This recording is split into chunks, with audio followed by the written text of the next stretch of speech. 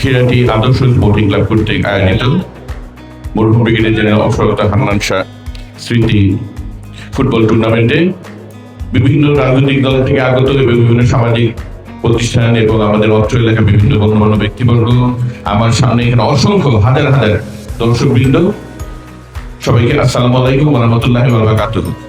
প্রথমে আমি ধন্যবাদ জানাই জনাব জাকির ফরাজিকে এইরকম একটি সুন্দর ফুটবল টুর্নামেন্ট আয়োজন করবার জন্য যে সার্বিক সহযোগিতা উনি করেছেন, এই জন্যে ফরাজি ফ্যামিলি ফাউন্ডেশনের জাকির ফরাজিকে আমি ধন্যবাদ জানাই, কৃতজ্ঞতা জানাই।